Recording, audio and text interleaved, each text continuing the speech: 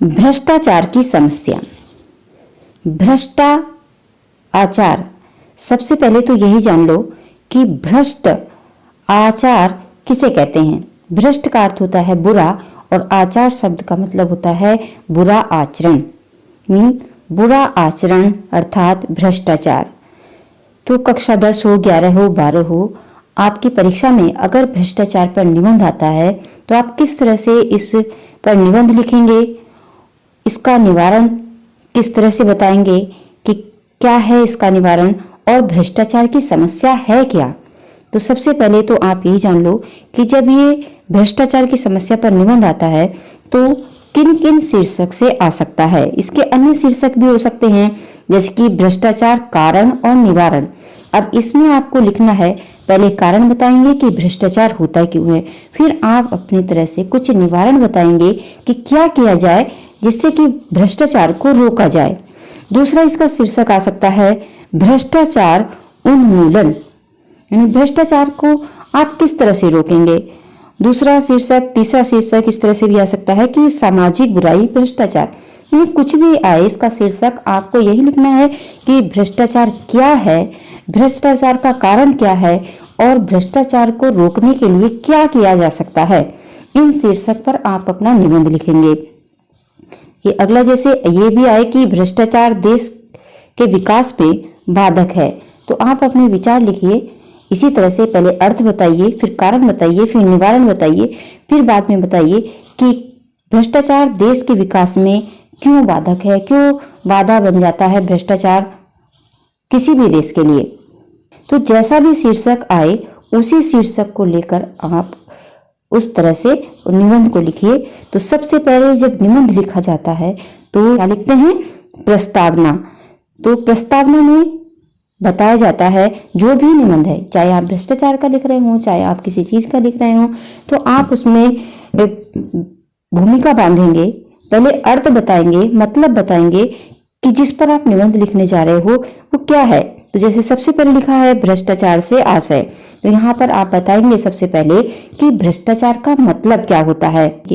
भ्रष्टाचार शब्द संस्कृत के भ्रष्ट शब्द के साथ आचार शब्द के योग से निष्पन्न हुआ है। अब आचार शब्द का मतलब होता है आचरण, ये नहीं कि खाने वाला आचार। अब यहाँ पर देखिए, भ्रष्ट का अर्थ है अपने स्थान से गिरा हुआ अथवा विचलित, और आचार का अर्थ है आचरण या व्यवहार, यानी जो एक अच्छे मनुष्य का आचरण होता है, अच्छे मनुष्य का जो व्यवहार होता है वो ना हो करके अगर कुछ और व्यवहार हो, बुरा व्यवहार हो, तो उसे कहते हैं भ्रष्ट आचरण। इस प्रकार किसी व्यक्ति द्वारा अपनी गरिमा से गिरकर अपने कर्तव्यों के विपरीत किया गया आचरण भ्रष्टाचार है। अपनी गरिमा से गिरकर अपने कर्तव्य के विपरीत किया गया आचरण भ्रष्टाचार है। इसका मतलब होता है कि आप जिस पद पर भी हो, अगर उस पद पर रहकर अपने कर्तव्यों का निर्वाह नहीं करते हो, जो कार्य आपको दिया गया है उसके प्रति आप सही नहीं करते हो, उसके विपरीत कार्य करते हो, जो भी कार्य आपको दिया गया है उसके प्रति आप ईमानदार नहीं हो, तो आप भ्रष्टाचारी हो। चाहे आप किसी भी पद पर हो, अगर आप उस पद पर रहकर ईमानदारी से काम नहीं करते हो तो आप भ्रष्टाचारी हो। तो यही होता है भ्रष्टाचार का अर्थ, यानी भ्रष्ट आचरण।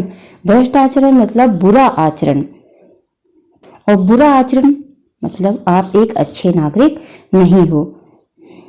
अगला हेडिंग डालते हैं भ्रष्टाचार के विविध रूप, यानी किन किन रूपों में हमें दिखाई देगा भ्रष्टाचार का रूप। भ्रष्टाचार के रूप हमें किन किन विविध रूपों में दिखाई देते हैं। वर्तमान में भ्रष्टाचार इतना व्यापक है, व्यापक मतलब इतना फैला हुआ है, इतना बढ़ा हुआ है कि इसके विविध रूप देखने में आते हैं, जिनमें से कुछ मुख्य इस प्रकार हैं। आप इस तरह से लिख सकते हैं कि वर्तमान में भ्रष्टाचार बहुत फैला हुआ है और इसके विविध रूप, विभिन्न प्रकार के रूप हमें देखने को मिलते हैं। तो कुछ इस प्रकार से हैं। इस तरह से आप अपने निबंध को लिखते हुए आगे बढ़ेंगे। सबसे पहले आता है भ्रष्टाचार में, वो है रिश्वत, जिसे कहते हैं सुविधा शुल्क। ये सुविधा शुल्क क्या होता है? अगर आप कहीं पर ऑफिस में जाते हैं, अपना कोई भी फाइल लेके जाते हैं, कोई भी आपका कहीं काम अटका पड़ा है, अगर कोई भी व्यक्ति उस कार्य को करने के बदले आपसे कुछ पैसे मांगता है, कुछ रुपए मांगता है, कि जिसका नाम लिया जाता है चाय पानी, कि चाय पानी की व्यवस्था कर दो तो आपका ये काम कर दिया जाएगा, तो वो होती है सुविधा शुल्क, और जिसे कहते हैं रिश्वत। ये हर व्यक्ति को कहीं ना कहीं सामना करना पड़ा होगा। जो भी ऑफिस से अगर आप किसी भी से भी आप काम करवाने जाते हो तो कहीं ना कहीं ये ऐसे भ्रष्ट लोग मिल ही जाते हैं। लेकिन ऐसा भी नहीं है कि हर ऑफिस में ऐसे भ्रष्ट लोग मिलते हैं। कहीं कहीं पर बहुत अच्छे नेक इंसान भी मिलते हैं जो ना रिश्वत लेते हैं और ना किसी को लेने देते हैं। ऐसे ईमानदार व्यक्ति भी इस संसार में होते हैं, क्योंकि सभी एक जैसे नहीं होते। लेकिन यहाँ हम बात कर रहे हैं भ्रष्टाचार की, कि भ्रष्टाचार होता क्या है। तो भ्रष्टाचार है रिश्वत। रिश्वत लेना भी बुरा और देना भी बुरा है। क्या होती है रिश्वत? किसी कार्य को करने के लिए किसी सक्षम व्यक्ति द्वारा लिया गया उपहार, सुविधा अथवा नगद राशि को रिश्वत कहा जाता है। इसी को साधारण भाषा में घूस और सभ्य भाषा में सुविधा शुल्क भी कहा जाता है। अपने कार्य को समय से और बिना किसी परेशानी से कराने के लिए अथवा नियमों के विपरीत कार्य कराने के लिए आज लोग सहर्ष रिश्वत देते हैं। तो भी बताया कि रिश्वत होती क्या है, जिससे कि ज्यादा समय ना बर्बाद हो, एकदम से हमारा काम हो जाए, सबसे पहले हमारा काम हो जाए। तो कुछ लोग खुद भी रिश्वत देते हैं कि जल्दी से हमारा काम हो जाएगा, और कुछ लोग किसी के कार्य को अटकाए रहते हैं ताकि जैसे ही सुविधा शुल्क मिले जल्दी से वो कार्य उनका को पूरा कर दें। तो ये रिश्वत लेना और देना क्या है? भ्रष्टाचार है। क्योंकि जितना लेने वाला दोषी होता है इतना ही देने वाला होता है। अगर कोई व्यक्ति दे रहा है तभी दूसरा ले पाता है, तो लेने वाला भी दोषी और देने वाला उससे भी बड़ा दोषी। अगला हेडिंग आता है भाई भतीजावाद। अब ये भाई भतीजावाद क्या है? किसी सक्षम व्यक्ति, सक्षम मतलब जो हर कार्य करने में सक्षम हो, ऐसा व्यक्ति किसी सक्षम व्यक्ति द्वारा केवल अपने सगे संबंधियों को कोई सुविधा, लाभ, पद, नौकरी प्रदान करना ही भाई भतीजावाद है। भाई भतीजावाद का मतलब होता है कि अगर आप किसी पद पर, ऐसे पद पर हैं और आप दूसरों को नौकरी दे सकते हैं, तो जब फॉर्म निकलते हैं तो वो व्यक्ति ये देखता है कि अगर उसके परिवार वाले, उसके जानने वाले, उसके रिश्तेदारों ने भी अगर फॉर्म भरा है तो वो सबसे पहले अपने उन रिश्तेदारों को नौकरी देगा, चाहे वो योग्य हों चाहे ना हों, और उनको वो छोड़ देता है जिनको वो जानता नहीं है। जो उसके जानने वाले हैं पहले वो उसको नौकरी देगा। तो अगर वो कोई व्यक्ति ऐसा करता है तो कहा जाता है भाई भतीजावाद। आज नौकरी तथा सरकारी सुविधाओं अथवा योजनाओं के क्रियान्वयन के समय समर्थ अधिकारी, नेता लोग अपने बेटा बेटी, भाई भतीजावाद आदि सगे संबंधियों को लाभ पहुंचाते हैं, और जब लाभ पहुंचाया जाता है तो इसे कहा जाता है भाई भतीजावाद। अगला है कमीशन। कमीशन का मतलब होता है किसी विशेष उत्पाद यानी वस्तु अथवा सेवा के सौदों में किसी सक्षम व्यक्ति द्वारा सौदे के बदले में विक्रेता अथवा सुविधा प्रदाता से कुल सौदे के मूल्य का एक निश्चित प्रतिशत प्राप्त करना और कमीशन है। आज सरकारी, अर्ध सरकारी और प्राइवेट क्षेत्र के अधिकांश सौदे अथवा ठेकों में कमीशन का वर्चस्व है। कमीशन का साधारण अर्थों में अर्थ होता है कि अगर आप कोई व्यापार करते हैं, कहीं से आपको कोई ठेका लेना है, या कुछ भी आप बिजनेस करते हैं, या कुछ भी आप काम करते हैं, आपको कहीं से कुछ काम करवाना है, तो आप कहेंगे कि हम आपका ये काम कर देंगे, लेकिन इसके बदले हमें कुछ रुपए चाहिए। उस रुपए को ही कहते हैं कमीशन। जैसे किसी से कहा जाए कि आप हमारा ये काम कर दीजिए, हम अगर आपने ये हमारा काम कर दिया तो इसके बदले हम आपको कुछ प्रतिशत, जितना भी हमारा लाभ होगा, अगर मान लो हमें 100 रुपये लाभ होते हैं तो हम आपको उसके 10% 10 रुपए देंगे। इस तरह से सौदा किया जाता है और जब इस तरह से सौदा किया जाता है तो उसे कमीशन कहा जाता है। भ्रष्टाचार का एक नया रूप सामने आया, वह है यौन शोषण। ये भ्रष्टाचार का सर्वथा नवीन रूप है। नवीन मतलब नया। ये एक नया रूप आया है सामने। इसमें प्रभावशाली व्यक्ति विपरीत लिंग के व्यक्ति को अपने प्रभाव का प्रयोग करते हुए अनुचित लाभ पहुंचाने के बदले उसका यौन शोषण करता है। इस बात को इस तरह से समझ सकते हैं कि जैसे किसी महिला को नौकरी चाहिए और कोई अधिकारी है जो नौकरी दे सकता है, तो जब वो महिला उससे कहेगी कि हमें ये नौकरी चाहिए क्योंकि हम इस नौकरी के योग्य हैं, तो वो व्यक्ति उसको सीधे नौकरी देगा, लेकिन उसके बदले अगर वो कुछ उसके प्रति गलत वादा करता है कि अगर हम आपको नौकरी देंगे तो आपको ये करना पड़ेगा, कुछ अनुचित जो बुरा है, अच्छा नहीं है, जो उस महिला को सुनने में भी अच्छा नहीं लगेगा, तो वही होता है यौन शोषण। और कोई भी व्यक्ति अगर किसी की मजबूरी का फायदा उठाता है कि कोई नौकरी पाने के लिए या किसी भी काम को करने के लिए मजबूर है, उसकी उस काम की जरूरत है, उसको करना पड़ेगा अपने परिवार के लिए और उसको वह काम करवाता है, लेकिन बदले में इस तरह से कोई अगर वादा लेता है बुरे काम का, तो ये होता है यौन शोषण। जब कोई व्यक्ति किसी दूसरे की मजबूरी उठाता है, मतलब मजबूरी में उस व्यक्ति का फायदा उठाता है, तो वह होता है यौन शोषण। और यौन शोषण ऐसा होता है कि इसमें जो व्यक्ति सह रहा होता है, जिसका शोषण किया जाता है, तो वह व्यक्ति समाज में हर किसी से अपनी इस समस्या को बताता नहीं है, छुपाता है। इसलिए इसके बारे में बहुत कम ही लोगों को जानकारी मिलती है, क्योंकि वो समझता है कि अगर मैंने किसी को बताया तो इसमें मेरा ही नुकसान है और मुझे ही लोग बुरा समझेंगे। इसलिए इस भ्रष्टाचार के बारे में बहुत कम जानकारी लोगों को मिल पाती है। लेकिन यौन शोषण सहना भी बुरी बात। कोई भी व्यक्ति किसी का यौन शोषण नहीं कर सकता है और सभी को अपने इस अधिकार के बारे में पता होना चाहिए, चाहे वो महिला हो या पुरुष हो। ये जान लिए आपने भ्रष्टाचार के विविध रूप क्या हैं, प्रकार क्या हैं।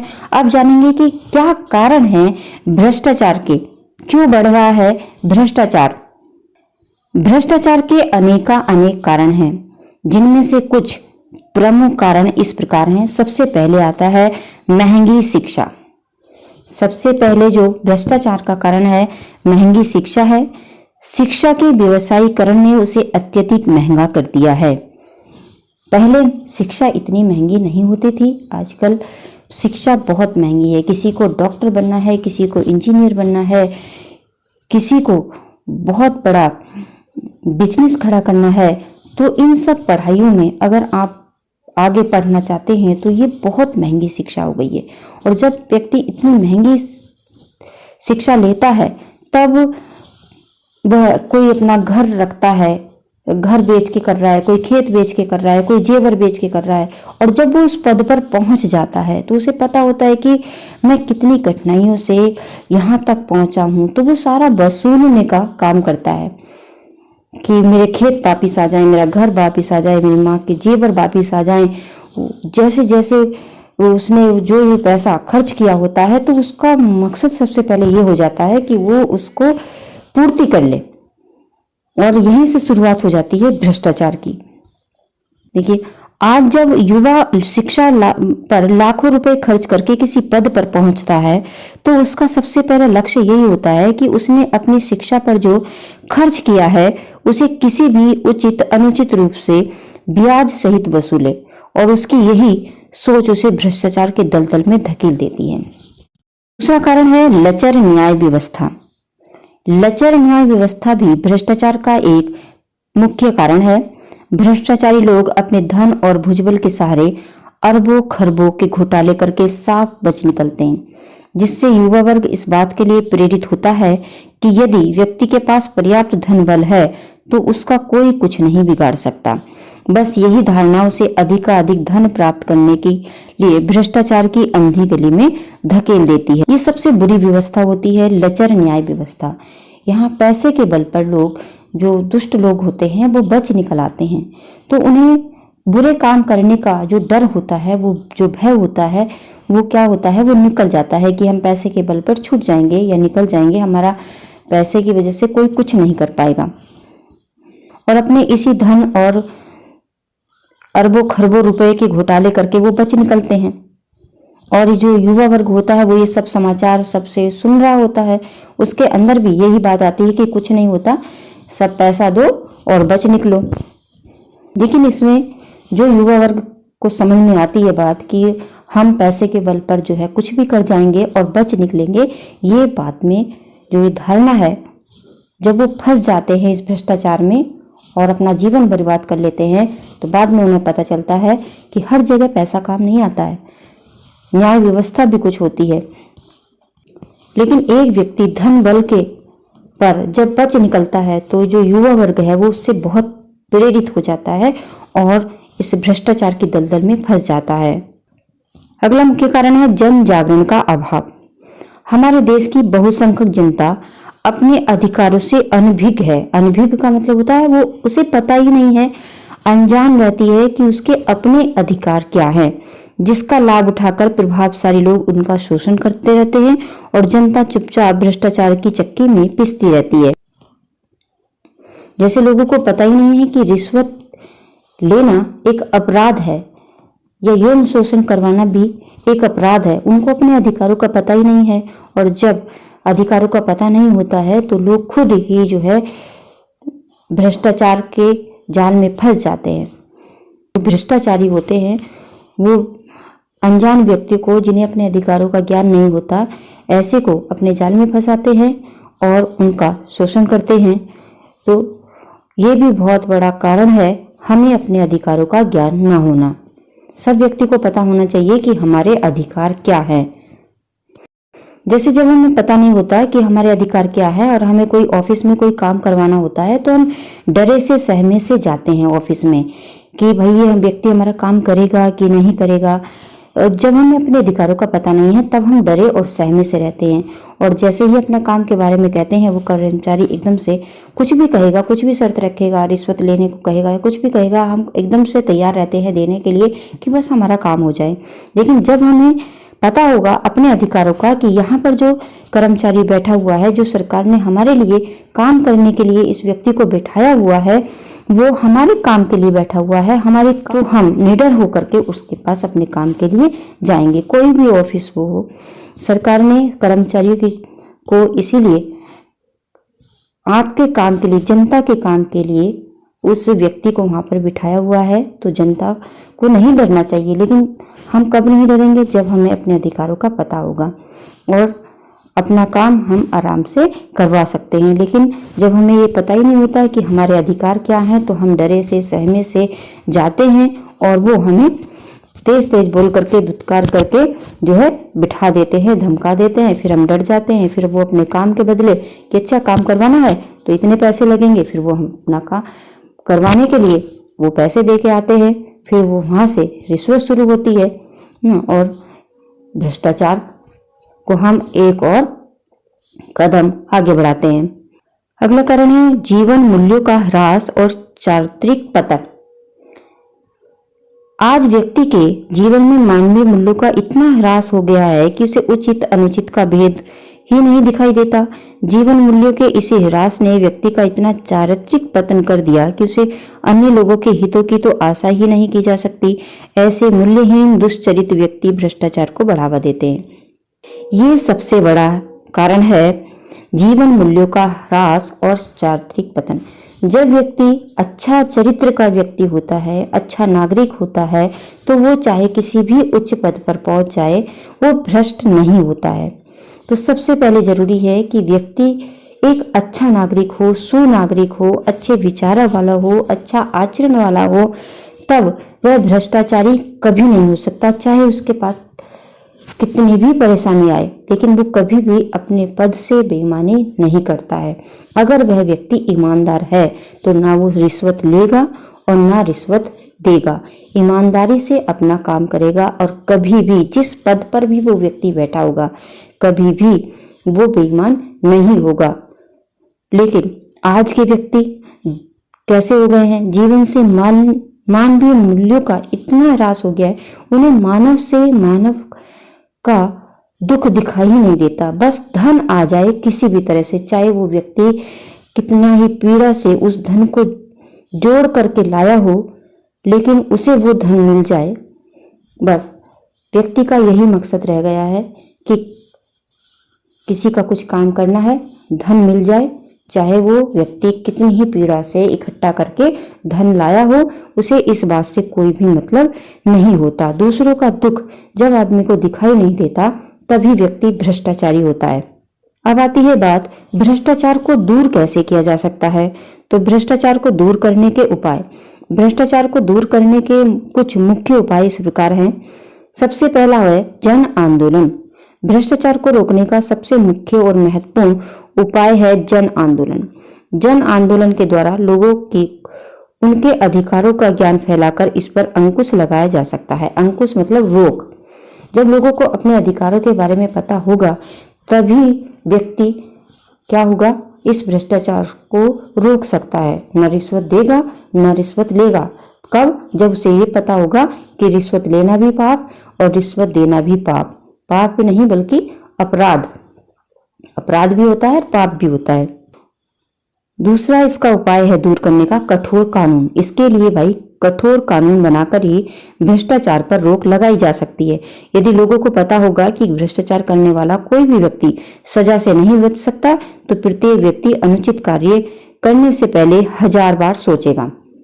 तो इसके लिए कठोर कानून बनना बहुत जरूरी है, तभी भ्रष्टाचार रुक सकता है। और सबसे प्रमुख मुख्य कारण है निःशुल्क उच्च शिक्षा। भ्रष्टाचार पर पूरी तरह से अंकुश तभी लगाया जा सकता है जब देश के प्रत्येक युवा को निःशुल्क उच्च शिक्षा का अधिकार प्राप्त होगा। यद्यपि कभी ऐसा किया जाना संभव नहीं दिखता, तथापि 14 वर्ष तक के बच्चों को निःशुल्क शिक्षा, अनिवार्य शिक्षा का अधिकार प्रदान करना इस दिशा में उठाया गया एक महत्वपूर्ण कदम है। 14 वर्ष तक के बच्चों के लिए शिक्षा फ्री है सरकार की तरफ से, और अन्य सुविधाएं भी बच्चों को मिलती हैं। यूनिफॉर्म, मिड डे मील, ये सब सारी सुविधाएं बच्चों को दी जाती हैं। बैग दिए जाते हैं, जूते मोजे भी दिए जाते हैं। लेकिन जब बच्चा उच्च शिक्षा में जाता है तो उसे बहुत अधिक धन खर्च करना पड़ता है। तो अगर निःशुल्क उच्च शिक्षा कर दी जाए तो हो सकता है भ्रष्टाचार को बहुत हद तक रोका जा सकता है। अगला है पारदर्शिता। देश को जनहित के प्रत्येक कार्य में पारदर्शिता लाकर भी भ्रष्टाचार को रोका जा सकता है, क्योंकि अधिकांश भ्रष्टाचार गोपनीयता के नाम पर ही होता है। पारदर्शिता का मतलब होता है कि जब कोई भी कार्य हो, जैसे नियुक्ति हो, तो उसको सब कुछ, कहीं किसी पद पर किसी व्यक्ति को नौकरी मिल रही हो तो उसमें एक पारदर्शिता हो, सब कुछ उसे पता हो व्यक्ति को कि मुझे नौकरी इस पद पर मिली है तो मेरे कितने नंबर आए थे, मेरा इंटरव्यू में कितने नंबर आए हैं, ये सब उसको बिल्कुल पता हो। मतलब और भी अन्य कार्य होते हैं, जनहित से संबंधित जितने भी कार्य होते हैं, अगर उन सब में लोगों को पारदर्शिता मिलेगी, उन्हें सब पता होगा कि ये जो कार्य हुआ है वो इस नियम के तहत हुआ है, उन्हें सब पता होगा, तो भ्रष्टाचार को बहुत हद तक रोका जा सकता है। अगला कारण है कार्यस्थल पर व्यक्ति की सुरक्षा और संरक्षण। कार्यस्थल पर प्रत्येक व्यक्ति को अपने अधिकार और कर्तव्यों का निर्वाह करते हुए कार्य करने के लिए आवश्यक है कि उसे पर्याप्त सुरक्षा तथा संरक्षण प्राप्त हो, जिससे व्यक्ति निडर होकर अपना कार्य पूर्ण ईमानदारी के साथ कर सके। यदि कार्यकारी व्यक्ति को पूर्ण सुरक्षा और संरक्षण मिले तो कोई भी व्यक्ति धन बल और बाहुबल का भय दिखाकर किसी को अनुचित कार्य करने के लिए विवश नहीं कर सकता। आए दिन बच्चों आप सुनते हैं कि वहां का पर्चा लीक हो गया, वहां का पर्चा लीक हो गया, इतनी सारी परीक्षाएं होती हैं और बाद में सुना जाता है कि परीक्षा निरस्त कर दी गई है क्योंकि इसका पर्चा लीक हो गया। तो ये ऐसा होता क्यों है? क्योंकि जिस कार्य स्थल पर जिस व्यक्ति की ड्यूटी लगाई जाती है उसकी सुरक्षा के लिए भी कोई व्यक्ति तैनात होता कि अगर कोई व्यक्ति आता है और उसको डराता है, धमकाता है और डरा करके, धमका करके या धन या बल के आधार पर उस व्यक्ति से वो कार्य करवा जाता है, तो सबसे पहले जरूरी है कि जहां पर जिस व्यक्ति को ड्यूटी के लिए तैनात किया गया है उसकी भी सुरक्षा के लिए कुछ व्यवस्था की जाए, ताकि उस व्यक्ति को डरा धमका कर कोई व्यक्ति धन बल के से उससे कोई बुरा कार्य ना करवाया जाए। और इस दृष्टि से महिला कर्मियों के लिए तो कार्यस्थल पर सुरक्षा और संरक्षण देने हेतु कानून बनाया जा चुका है, जिससे उसका यौन शोषण रोका जा सके। अब तो ये कानून बन गया है कि किसी भी महिला, जो महिला कर्मचारी हैं, अगर वो कार्य करती है किसी भी कार्यस्थल पर, तो कोई भी व्यक्ति उसके साथ यौन शोषण नहीं कर सकता है। अगर ऐसा करेगा तो उसके लिए कानून में दंड की व्यवस्था कर दी गई है।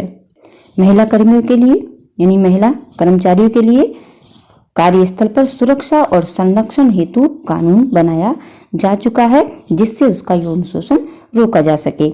अगला आता है नैतिक मूल्यों की स्थापना।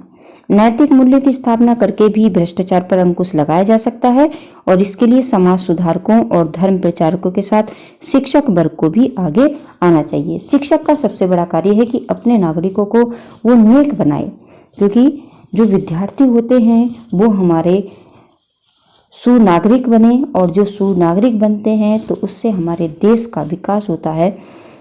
क्योंकि एक भ्रष्टाचार व्यक्ति अपने ही देश की नींव खोदता है, और एक अच्छे आचरण का व्यक्ति अपने देश की विकास की नींव रखता है। इसीलिए शिक्षक वर्ग पर, जो शिक्षक हैं, उन पर एक बहुत बड़ी जिम्मेदारी है कि वो पहले खुद आप भी एक अच्छे बने, और क्योंकि आपका जो अनुकरण है आपके विद्यार्थी करते हैं, आप जैसा भी काम करेंगे वैसा ही आपके विद्यार्थी करेंगे। इसलिए अपने आदर्श को अच्छा रखें, ताकि आपके जो विद्यार्थी हैं उससे सीखें और समझें और आप उसका आदर्श बने। क्योंकि विद्यार्थी अपने टीचर्स की बात को मानते हैं। आप अगर एक काम गलत करेंगे वो उसको पकड़ लेंगे कि ये हमारे टीचर करते हैं तो हम भी ऐसा ही करेंगे। चाहे वो आपकी 100 बातें अच्छी ना माने, लेकिन एक बुरी बात आपकी वो जरूर मान लेंगे कि हमारे टीचर करते हैं तो हम भी करेंगे। तो इसीलिए एक टीचर वर्ग पर, एक शिक्षक वर्ग पर बहुत बड़ी जिम्मेदारी है कि वह अपने जो विद्यार्थी हैं उन पर अपना प्रभाव ऐसा छोड़े, अपने आदर्श इतने अच्छे रखें कि उसके विद्यार्थी भी अच्छे बने, और एक अच्छे बनने की एक कड़ी बढ़े।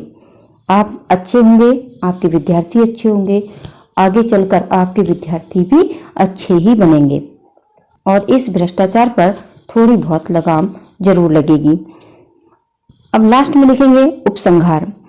हम तभी विकसित देशों की श्रेणी में सम्मिलित हो सकते हैं जब भ्रष्टाचार के क्षेत्र में न्यायिक तराजू पर राजा और रंक एक ही पलड़े में रखे जाएं। भ्रष्टाचार पर कठोर कदम उठाए जाएं, भ्रष्टाचार के विरुद्ध जन जागरण हो। तो इस तरह से आप भ्रष्टाचार की समस्या का निबंध लिख सकते हैं। मुझे आशा है कि आज आप इस वीडियो को अगर आपने अंत तक देखा है तो आप समझ गए होंगे कि भ्रष्टाचार क्या है, भ्रष्टाचार की समस्या क्या है, इसका निवारण कैसे हो सकता है, इसका जो कारण है अगर वो कारण हटा दिया जाए तो भ्रष्टाचार समाप्त हो जाएगा।